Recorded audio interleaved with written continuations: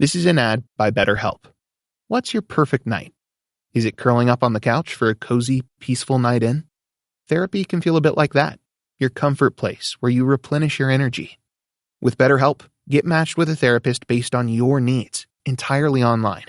It's convenient and suited to your schedule. Find comfort this season with BetterHelp. Visit BetterHelp.com to learn more and save 10% off your first month. That's BetterHelp, HELP.com. This is an ad by BetterHelp. What's your perfect night? Is it curling up on the couch for a cozy, peaceful night in? Therapy can feel a bit like that, your comfort place where you replenish your energy. With BetterHelp, get matched with a therapist based on your needs entirely online. It's convenient and suited to your schedule. Find comfort this season with BetterHelp. Visit BetterHelp.com today to get 10% off your first month.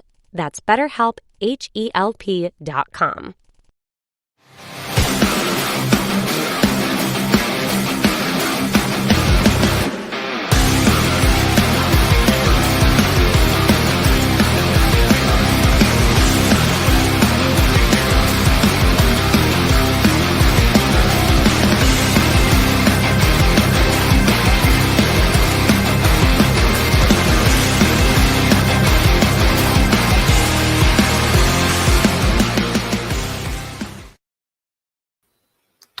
Well, hello everyone. It's your girl Gabrielle. Welcome to a brand new episode of Hot Topics. So let me tell you what this show is about. This show is about real talk. This show is about putting things out there that don't get put out there, or we only talk about with our friends or close circles. So we like to take those things and we like to put it all out in the open. So this is a place where we talk about things that are steamy. So if you're thinking, oh, we're going to talk about celebrity gossip, and no, this is not the place for celebrity gossip. This is an educational steamy. But we tend to focus on a narrow scope. We tend to focus on, things in public health, things in family, things in finance, things in education, employment.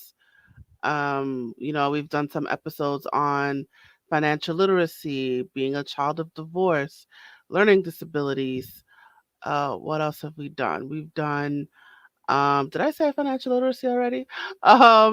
We've also done, um, I don't remember. Oh, I don't remember what other things that we've done, but we've done episodes on how to become a filmmaker, um, and how to become an actor. Should you become an actor, right? So we talk about things that you don't really think about, or we don't really put out there. This is a show where we do that, and today is no different. So the topic of this episode is classroom management. So we are going to talk about for the teachers out there, for the tutors, or the parents, or anyone that has to deal with a group of kids. It's definitely it is definitely a lot to deal with when you're dealing with more than one child. One child is a lot, but imagine two, imagine three, imagine 15, 16, 17 kids to deal with at one time. That is a handful. And today we are going to discuss some tips with you about how to do that, and even just some life experiences about how to do that. And I can't wait to have this discussion with you. So I hope you guys got your pen and paper and you are taking notes. So I have a guest with me who's going to help me out. She's actually a returning guest, and her name is Adva Hanan. And she is returning to the fire. She is returning to the hot seat, and I can't wait to tell you about her. So let's get right to it. Who is Adva Hanan? Let me remind you about who she is. So, Adva is an early childhood educator with over 7 years of experience teaching 2 and 3-year-olds both inside the classroom and as a camp director. She has a bachelor's degree in psychology and early childhood education and a master's degree in education. She has specializations in special education and educational leadership. Adva also runs her own small business where she helps teachers regain their confidence in their teaching abilities by providing professional development programs. That is awesome. All right, so without further ado, I'm going to bring Adva to the stage. Hey, Adva, how you doing today? I'm good. How are you? Good. Welcome back to Hot Topics. Thank you for Uh, having me. yeah. All right, so you're going to. This is an ad by BetterHelp. What's your perfect night? Is it curling up on the couch for a cozy, peaceful night in? Therapy can feel a bit like that. Your comfort place where you replenish your energy. With BetterHelp, get matched with a therapist based on your needs, entirely online. It's convenient and suited to your schedule. Find comfort this season with BetterHelp.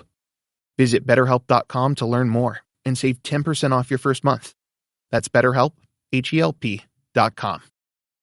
Over the last 75 years, over 10,000 chemicals have been introduced to our food supply. Yet the EU only allows 300 food additives. But at Thrive Market, we bring our members the highest quality brands and restrict more than 1,000 ingredients found at conventional grocery stores, making the switches easy with our Healthy Swaps scanner, which finds better versions of all your favorite pantry, snacking, and home essentials without the added junk, dyes, and fillers. Plus, it's all delivered straight to your door. So if you're looking to shop at a grocery store that actually cares about your health, go to thrivemarket.com/podcast and you'll get 30% off your first order and a free gift.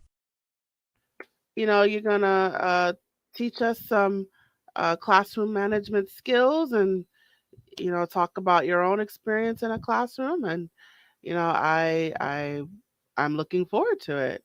So Yeah, I'm going to. I love this topic. All right, let's get right to it. I'm going to pass over the baton to you. Okay, so classroom management is a hot topic at this very moment because there are a lot of teachers who are struggling with behaviors inside the classroom that they've probably never seen before, or it was on a smaller scale. Because of COVID, a lot of the classroom dynamic has changed. A lot of the needs have changed, and so classroom management is something that many teachers are struggling with right now. My first, I guess, tip for you guys in terms of classroom management is make sure that you're forming relationships with your students. I'm not saying that that's going to be the be all end all, but forming those relationships with your students forms a sense of trust. It helps them feel comfortable. It helps them feel okay coming to you to ask for help. It helps them feel like they are a part of the learning process. So if they have that really good relationship with you, it could end up being a very positive thing. When you don't have those strong connections and relationships with your students, a lot of times that can show up in behavior, in the way they show up to school, in the way they look at school. So it could be a more negative way to look at school when they aren't connecting to their teachers. So they can come in not really wanting to be there. They can come in unmotivated. Their behaviors may be bad, whatever that looks like for that specific child, and whatever that is in your definition of quote bad, whether it's unmotivated and doesn't do the work, or whether it's just behaviors like hitting or biting or whatever it is, depends on what grade you're teaching. So I'm teaching in early childhood. In early childhood, you see a lot of the hitting and the pushing and the biting, and sometimes it's warranted and other times it's for no apparent reason. And so those behaviors can show up, especially if you haven't made that connection with your students. Now, I don't think that's the only part to having a well-managed classroom. I think another part of having a well-managed classroom is knowing how you want to transition your students from one activity to the next. And I talk about this a lot because transitions are a lot of times where teachers struggle. And it's because during transitions, the expectations aren't 100% there. So you may know what your expectation is of the children, but you haven't expressed that to the children, or you haven't been on top of those expectations and making sure that those expectations are being met. Sometimes the kids don't understand that it is a transition and it might be fuzzy for them. So you need to make it more clear that there is a transition happening and that these are your expectations during that transition. Not only that, you have to figure out what your expectations are of yourself and of your colleagues in the classroom during a transition. So all of those factors, when you have a transition in a classroom, really, really make a difference, because if the transition doesn't go well, it means you're leading into a new subject area, a new activity with chaos that you have to now manage once again.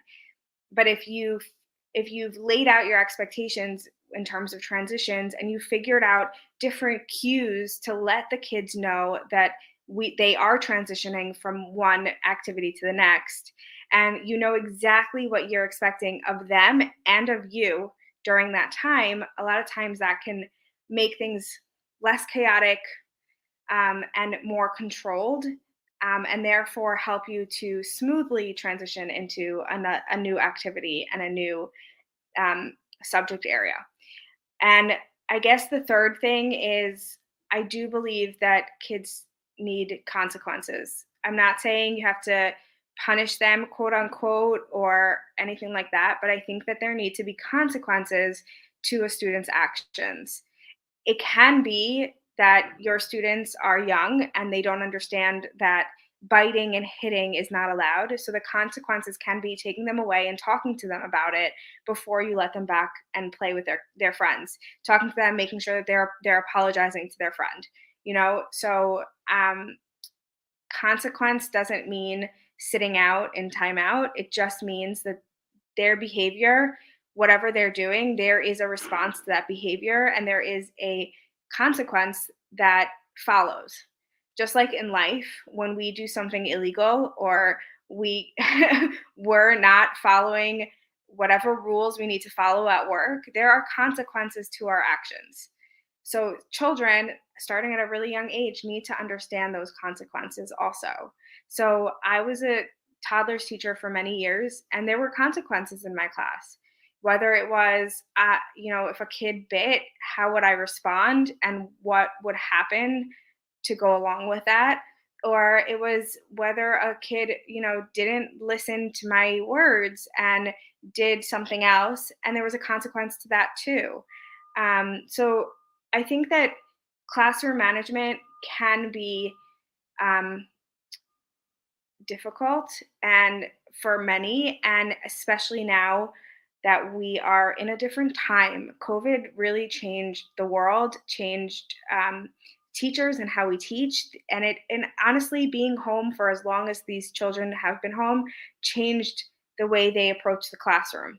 So we have to keep all of those things in mind, plus adding in the smooth transitions and figuring out what our expectations are of those transitions, and knowing how you're going to respond to unwanted behaviors, to how you're going to, what kind of consequences you're going to give when a student does blank. I don't personally think that timeouts are effective So I don't suggest timeouts, but I do suggest that there is some kind of consequence. So if a kid bites in your class and biting is not allowed, which it shouldn't be, you talk to the kid. What do we bite? Do we bite on our friends? Are we allowed to bite on our friends? How does that friend feel? And you talk about how, what do we bite? We bite our food, right? We bite candy, we bite whatever it is, but we don't bite our friends. And how do you think that that made your friend feel? And you talk it through, even as a parent. If your child is biting a sibling, same thing goes for that. You talk it through with your child.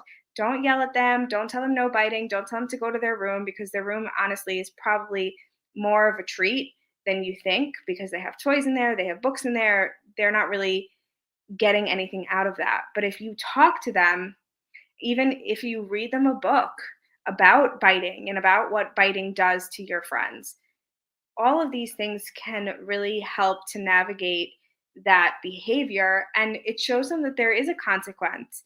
You move them away from their friends, you talk to them, you read them a book away from their friends, you have them sit down for 2 minutes, whatever it is. They know that that behavior is not acceptable.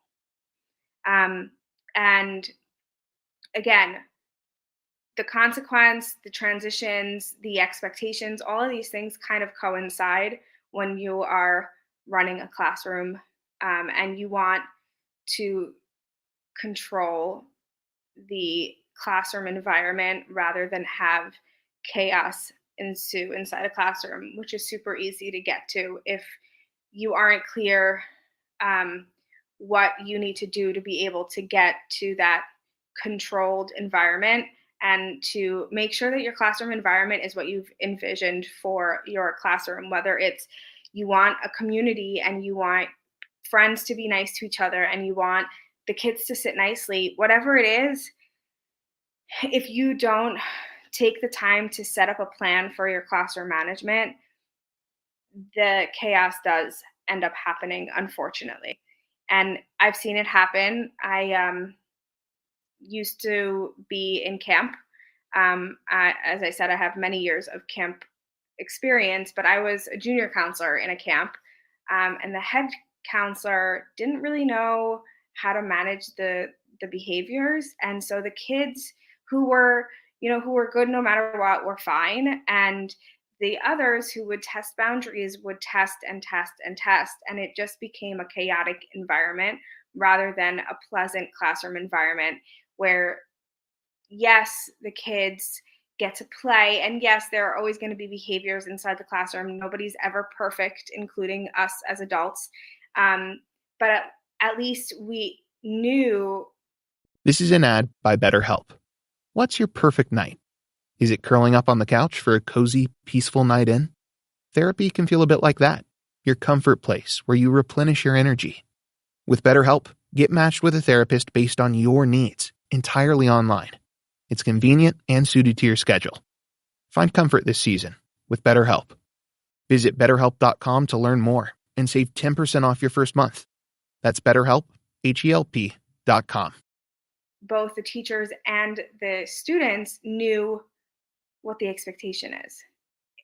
And when you have that chaos, a lot of times nobody really knows what the expectation is, and nobody's really following through.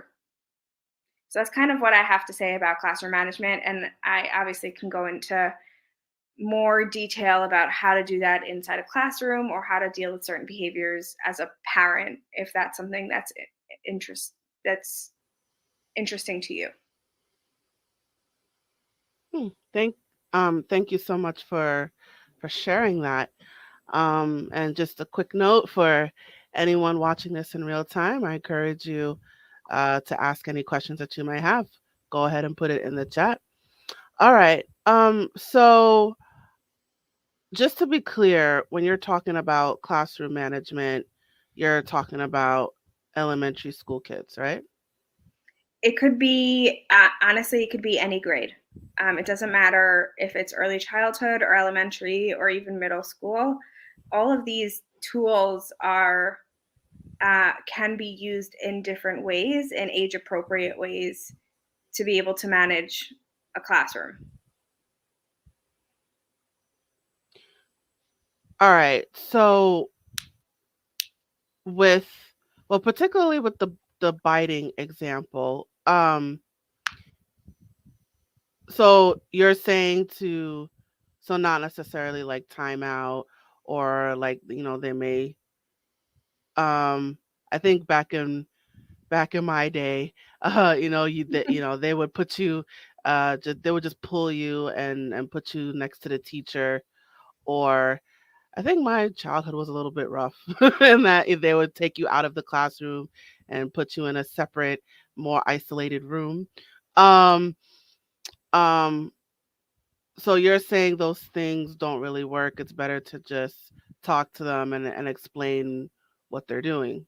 I think that it depends on the child, because every child reacts differently to those kinds of things. So there are children who respond better to going to a separate room and sitting there for a minute or two or three or five, whatever it is, and understanding that what they did was wrong. There are other children who don't respond well to that and will freak out by being put into a room by themselves. So every child is super different. Like, I can tell you that I've been subbing in a pre-K class, and there are behaviors in there also, not biting necessarily, but some children don't respond well to going into an isolated room. There is one child who does. He doesn't like it, and therefore when he behaves in a certain way, he knows that if he behaves in a certain way, he'll end up going into that isolated room, and he hates it. But there are other children who they don't really respond to that. So there are ways to teach them that those behaviors aren't acceptable without punishing them, quote unquote, in like a timeout kind of situation. So you're saying, one size doesn't fit all. Like, don't use the same consequence for all children. Correct. Every child is different. Every child has their own needs, and if you set up a relationship with that child in a way that forms that trust and forms that bond, it will end up helping you navigate how to deal with the quote unwanted behaviors inside the classroom when they present those behaviors to you. So this child who I talked about does really well with going into another room and then coming back to the classroom. But there are other children who wouldn't do so well with that, and there are other consequences for them. So if they're acting out, they have to sit next to the teacher for 3 minutes and we talk about it. And then when they are ready to go play, they go play. There are some kids who respond to letting them sit for a few minutes and then going over to them and saying, okay, let's go take a walk. Let's talk about this. Every child is different. Every child has their own needs. And I think that's a big part of classroom management, is also forming those relationships with your students to know what works for them and what really doesn't. So consequences can vary depending on the child or the children's needs. So now all this sounds like a lot of work. So how is a teacher supposed to do all that in a classroom with 20 students, 25 students, or even 30 students? How is a teacher supposed to do all that? I think the first step is to get to know the children on a deeper level. So they're not just kids who are walking into your classroom, you know their names, you know them academically, but what about what's happening at home? What about who their friends are, who they hang out with? What about what they like to do, what they enjoy doing during the day? What do they do when they get out of school? Are they part of clubs? Do they go home? Do they have siblings? Are they an only child? All of those things is you getting to know your students. And it does take time, and as much as teachers quote don't have a lot of time, that is what you're doing when you're first stepping into the classroom, when you're first introducing yourself to your kids, and you're introducing yourself, but you also want to get to know them, so you ask them in, in quiet little groups, whether that's like, so if you want to get to know your children more, like in early childhood, I used to do a family unit. I used to do a whole 2-week unit about who's in our family, and if we have siblings, brothers, sisters, grandma, grandpa, whoever. And that was kind of a way for me to get to know them. But not only that, like if you have time where it's downtime and you see that one kid is sitting off to the side, go talk to the kid, see what's going on, see what's happening. And I'm not saying that this doesn't take work, because it really does. And I had 19 students in my classroom, and I got to know each and every one of them pretty well. And that was because it's important to me as an educator to get to know them, but it also helps you to develop that sense of trust inside your classroom, and it helps you to develop the classroom community that you're looking for. Because if you don't have those connections, your students aren't necessarily coming to you, and they're not necessarily going to tell you what's going on outside of the classroom or outside of academics. A lot of times when students are struggling, there's something else going on, whether that's they need to get evaluated, or there's something going on at home that you just don't know about. And if you took the time to figure it out, you may be able to actually help them in the long run. Right. So you're saying, despite their, you know, despite the possible the overcrowding, to, don't look at that as a roadblock, but to challenge that, right? Exactly. So take a moment to, to see what's going on, to get to know each child, and despite there being a lot of kids, it's still possible to know every child. Absolutely. And I think that is something that it sets the foundation inside a classroom. So if you have those relationships, and I'm not saying that building those relationships are the be all end all, but they are an important part of classroom management. And even if you have 20 kids, it is so important for you to get to know them on a more personal level, because at the end of the day, as teachers, we are working with the whole child. That means we are working with them academically, we're working with them emotionally, we're working with them physically. If there are any physical ailments, you have to also consider that. We're working with them and their families, and their family has a lot to do with who they are in school. So, as overwhelming or challenging as that may sound, it is something that will pay off in the long run. And as a teacher, it'll pay off for however many years you end up being in the classroom. So, does does the does the seating arrangement help with that as well? I've heard about, I mean, it's probably easier to do this when they're younger as opposed to like middle school. Um, like the way that the chairs are arranged. So not like, it's better to sit in like a semicircle as opposed to like the regular Seating. columns and rows. Yeah. So I'm wondering if that affects the classroom dynamic as well. Absolutely. Seating does definitely affects classroom dynamic. Whether that's because of COVID, children were sitting by themselves up until recently.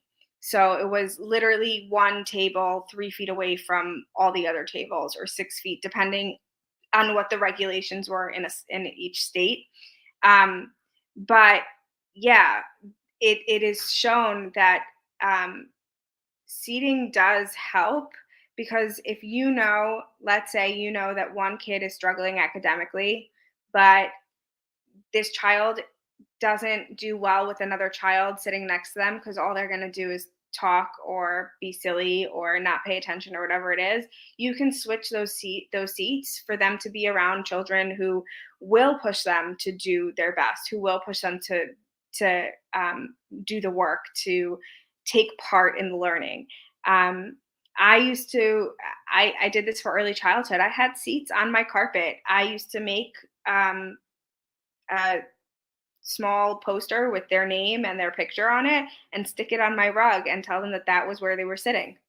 And it would help a lot. And I would change things up all the time, because there were, at the beginning of the school year, it was very different than come December, January time. And then come March, it was also, again, very different. So every time I would change it around so that children who were being silly with others would be split, but then would be also put with children who would motivate them, who would help them to want to be a part of whatever the lesson may be. There's a lot more to just the seating, but I know that in elementary school, there are groupings. They do a group of 4. And that gives them kind of, when they're doing work that is in a group work, they can just do work with that group. And it gives them the opportunity to collaborate and talk to each other and get to know each other. Again, you're forming friendships in the classroom. If, 2 students haven't been together in a classroom before and they sit together, they end up forming that friendship. So yeah, seating can definitely help a lot. But it also all depends on what age group you're dealing with and what the regulations are now that COVID's around. So speaking of COVID, so how does it work in terms of the Zoom classrooms? I don't know if you have done a classroom on Zoom, but how does that work in terms of classroom management? So with Zoom, it's a little bit more challenging.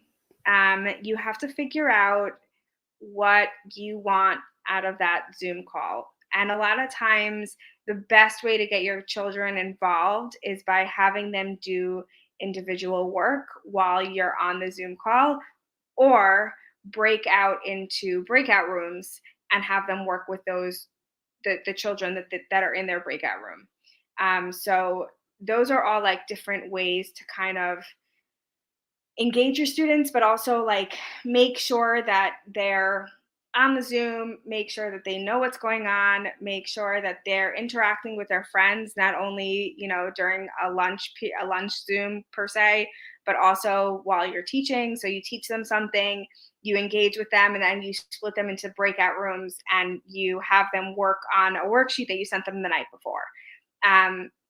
Or if you're in early childhood, play a game on Zoom with them, like have them do a guessing game, do any kind of game could be really fun.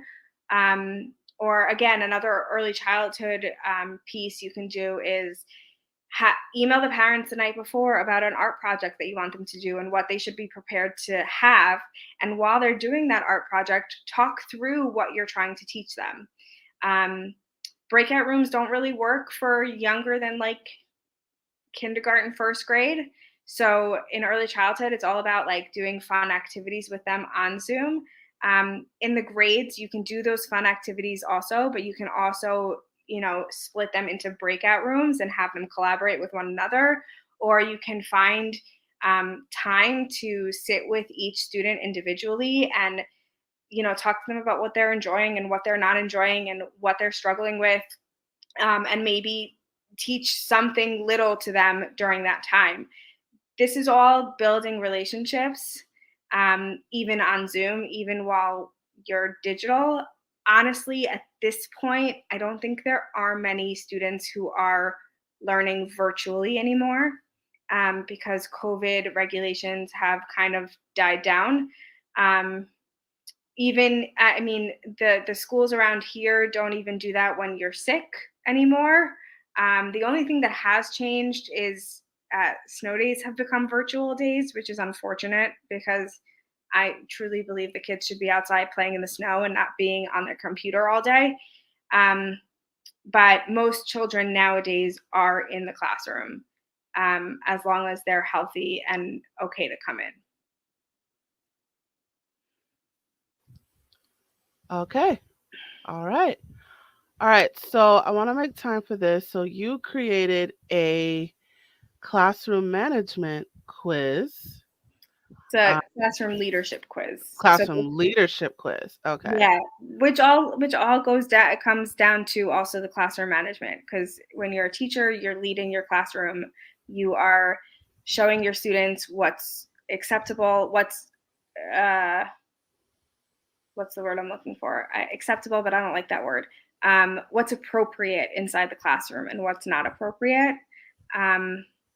So the quiz is basically 4 research-based leadership styles that are really geared towards education and towards teaching. And it basically gives you different questions that you can answer, and all those questions lead to a certain leadership style.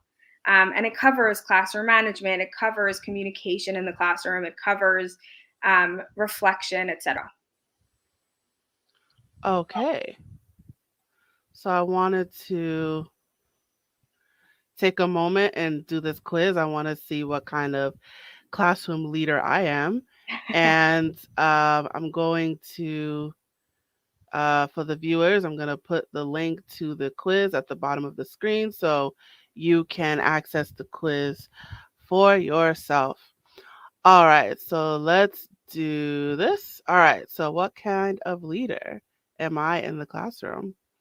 All right, you could see the screen okay, right? Mm-hmm. Okay, let's do this. Okay, what is your expectation of yourself and your students? I have high expectations for both myself and my students. I expect myself to continue working hard and have a vision of what I'm going to achieve. I expect my students to always do their best, whatever that might mean for them. I have high expectations for my students, but not necessarily for myself. I want to see my students succeed, so I do what I can to meet the needs on a daily basis. I don't have expectations, I just go with the flow.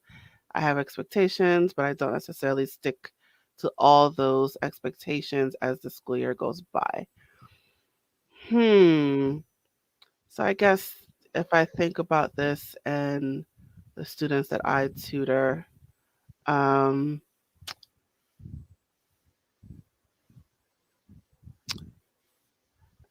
let me see. I mean, my expectations are high, but sometimes it does ebb and flow. I will say that. But I do expect my students to achieve high. Um, hmm.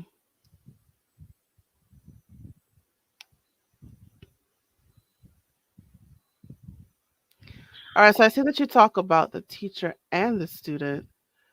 High expectations for my students, but not necessarily for myself. I gotta think about this. I want to see my students succeed, so I do. Okay. I want to see my students succeed, so I do what I can to meet their needs on a daily basis. Huh. This is tricky. I have expectations, but I don't necessarily stick to all those expectations as the school year goes by.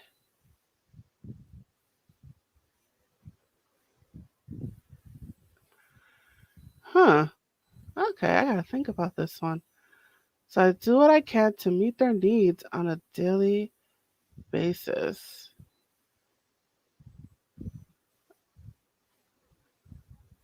I guess I'll go with the first one. Okay. I gotta think about that one. All right. This one, I only use, oh, which style of communication do you use with your students, families, and how often? I only use email as my form of communication with families. I email once a month with a big update for the parents and a few pictures as well. I communicate in other ways when absolutely necessary. I use most communication. Hmm. I use email as a way for parents to ask any questions, email any concerns.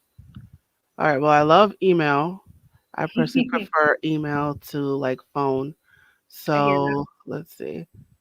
I only use email as my form of communication with families. I email once a month with a big update for the parents and a few pictures as well. I communicate in other ways when absolutely necessary. I use most modes of communication as I like to make sure the parents are well informed and know what's going on inside the classroom. I use emails for daily communication, phone calls for anyone who requests, and those who I feel it's important to communicate with over the phone. And I send weekly newsletters. I am always in communication with parents, no matter what's going on inside the classroom. I use email as a way for parents to ask any questions, address any concerns, and give me any updates. I do communicate via phone every so often, but it only happens when something critical comes up. I don't really use any specific mode of communication, but the parents know that I am available to speak at any time. Um, I'm more of the third one. Okay. Okay. Do you set boundaries and are you able to stick to them? Mm. I do set boundaries, but I have a hard time sticking to those boundaries, especially in teaching. I have firm boundaries in everything I do, personal and teaching. I like my routines and don't want anything taking me away from my time. I love to set boundaries, but I am not always the best at sticking to them. If they're really important to me, then I will stick to it. Otherwise, it usually goes out the window. I do set boundaries, but I have a hard time sticking. Eh, well, not the second one. Let's see. I love to set boundaries, but I'm not always the best if they're really important. Yeah, I'm the third one. All right. How would you describe your classroom management style? I believe in setting the rules and routine from the start. That means the students learn what's expected and it continues to be reinforced throughout the entire school. I prepare for the negative behaviors that might come up and prepare a plan for each year. I'm more on the relaxed side of things. There are some rules that are reinforced and others that aren't. There isn't really a set routine except specials and lunch and recess. It's a bit more chaotic in my classroom than a type A personality might like, but it suits me. What's classroom management? It's chaos in my classroom on a consistent basis, and I don't know what to do. My students act terribly, they don't listen, they hit one another, and I complain anytime I make them do anything. Hmm. Hmm. I think I'm more on the second one. Do you hold a vision for what you want your classroom to look and feel like and discuss that vision with your students and colleagues? Absolutely. This is something I discuss with my students every single day. It is a great way to remind my students of the expectations and rules inside the classroom. I'm not so clear on my vision, but I know that I want to develop a vision for my classroom and share it with others. I have a very clear vision for what I want my classroom to look and feel like, but I'm not confident in it, so I don't really discuss it. I don't hold a vision for my classroom and definitely don't discuss it with others. Um, hmm.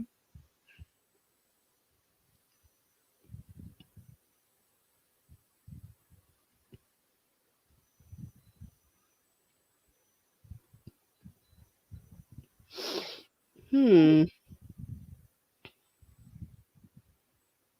I don't. I just want to have some.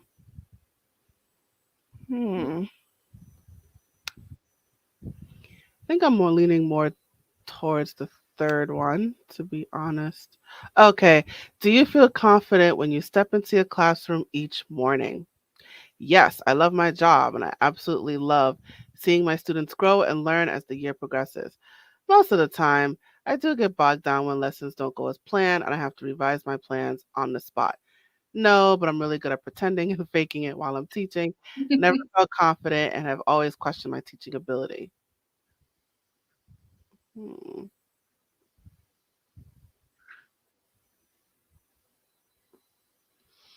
Yeah, maybe the second one. How do you approach difficult situations where you know that it won't necessarily make everyone happy, but it will be the right thing to do in the end? I hate having to make difficult decisions. I'm a huge people pleaser and would rather know that everyone likes me and appreciates what I do. I make tough decisions on a daily basis, but it causes me severe anxiety, so sometimes I don't follow through. I make the tough calls because I know that at the end of the day, it's the right call for my students and my classroom. If someone doesn't like it, I'm always happy to discuss it, but won't necessarily change my mind. Yeah, I have severe anxiety, so I'm in the I'm in the second one. And do you feel that you know the steps to helping your students continue to grow and learn inside your classroom? Yes, I'm confident in the fact that my kids not only are learning, but are supported and getting the services they need in order to succeed. I'm pretty good at knowing how to help my students when they need that extra support or guidance, but I get frustrated when my way isn't helping them learn the material. I'm a bit lost when it comes to helping students who need support. I need support and don't always get it while at work. Hmm. Do you feel that you know the steps to helping your students continue to grow? Um, hmm, hmm, hmm.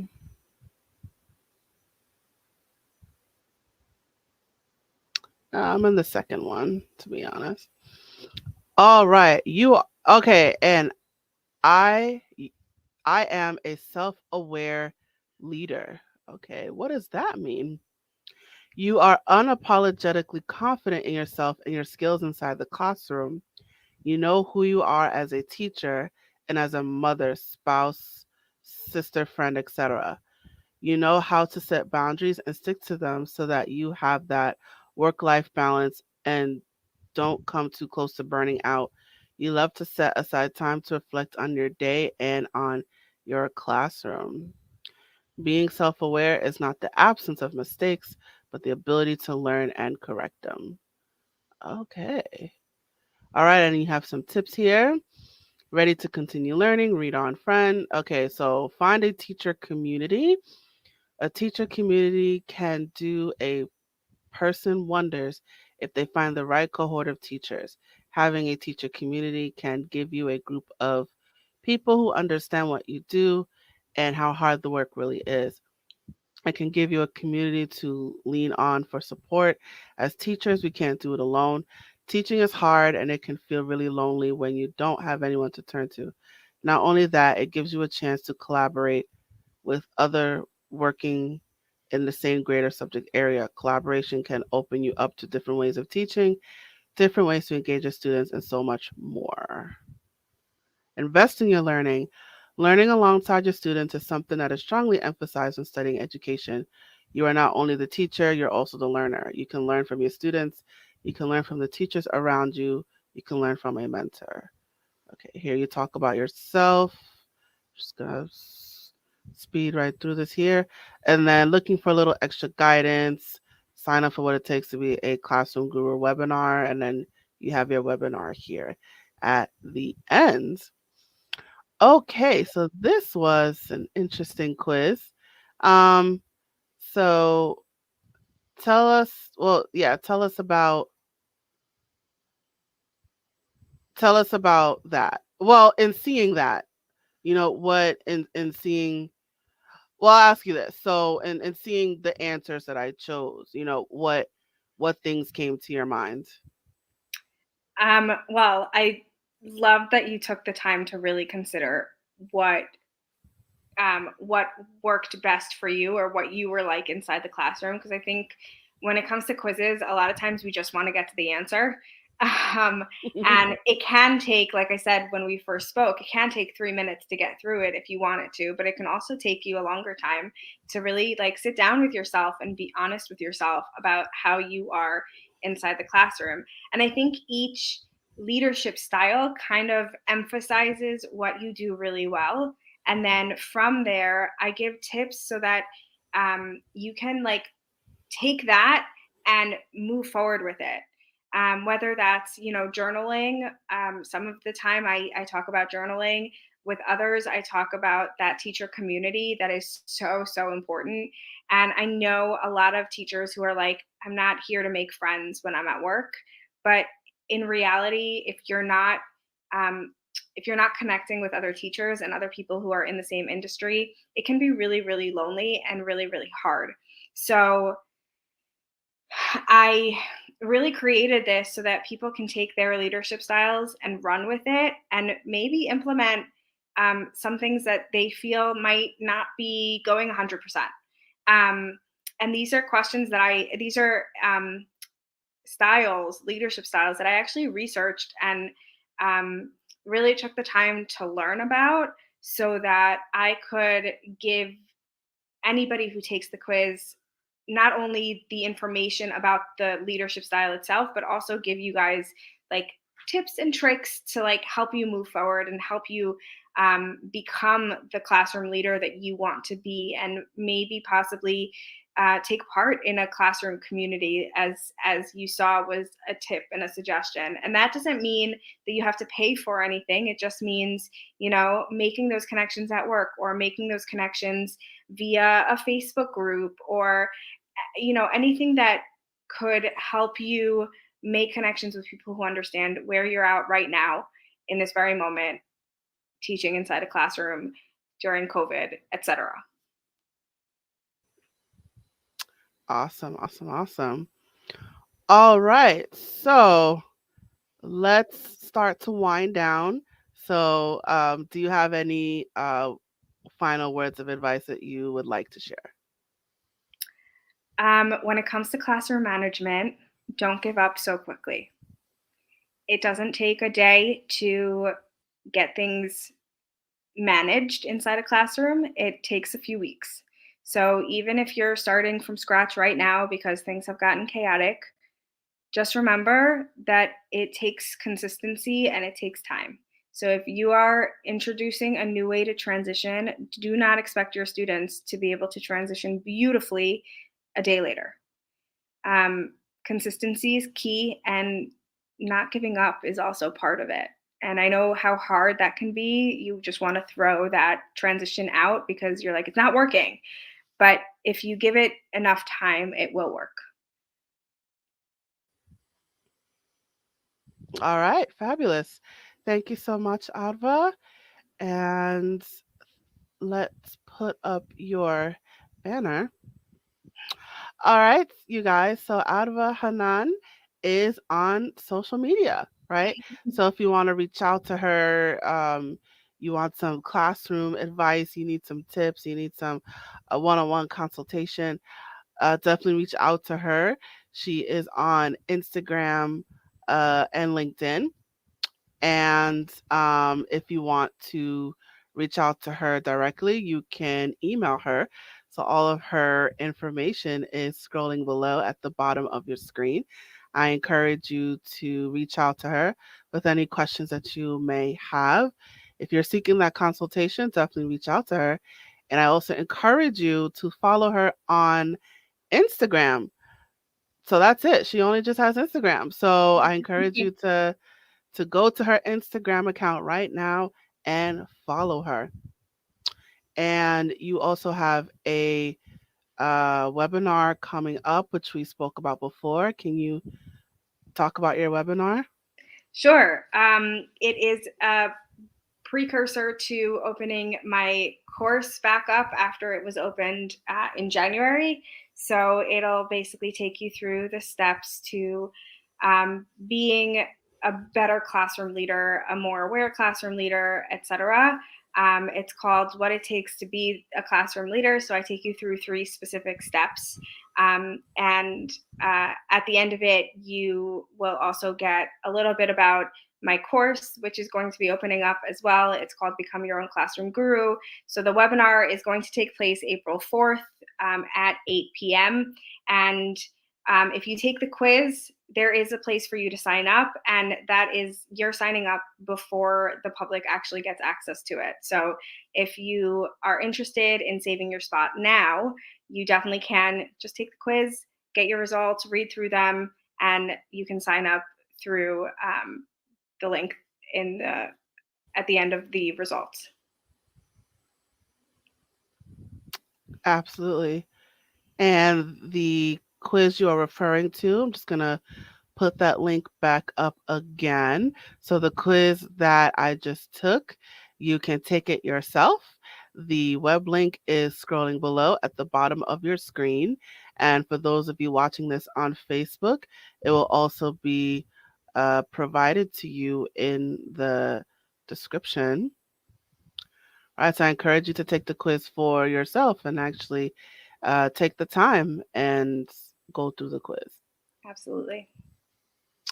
All right, Adva, thank you so much for joining me again on Hot Topics. Thank you for having me again. All right, so I'll place you backstage now, and it is just you and me, guys. So let me put up my banner. Okie dokie. All right, and we have reached the conclusion of our episode. Thank you so much for joining me today. So whatever platform that you are watching this episode right now, please, which is on social media, please check out our social media for more videos and clips, and don't forget to follow us. And while you're at it, please let us know what you thought about this episode by leaving a comment in the comment section below or in the comment thread. And as a reminder, this web series is a production of A Step Ahead Tutoring Services. So if you would like to learn more about the company, the things we have to offer, our services, workshops, if you're looking for a tutor for yourself or for your child, please reach out to us. Our contact info is scrolling below at the bottom of your screen.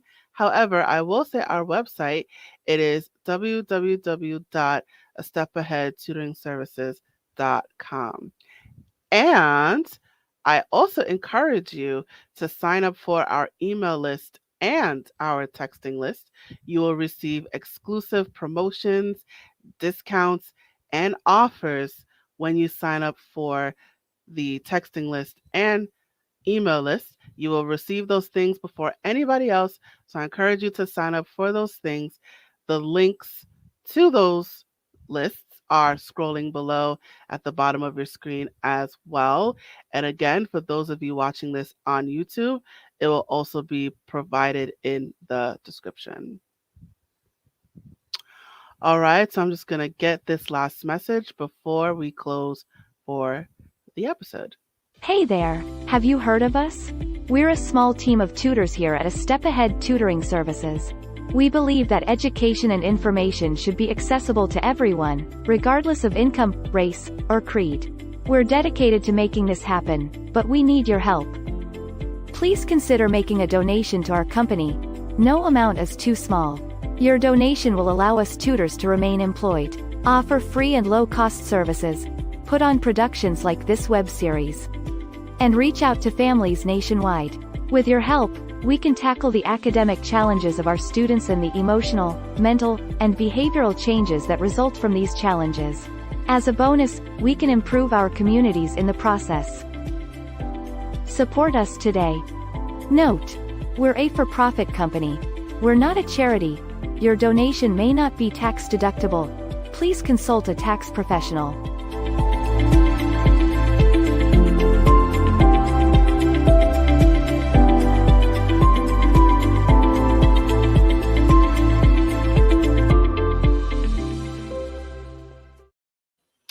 All right, you guys, thank you so much for joining us at this episode. I look forward to seeing you at the next episode. Now, I am signing off. Bye.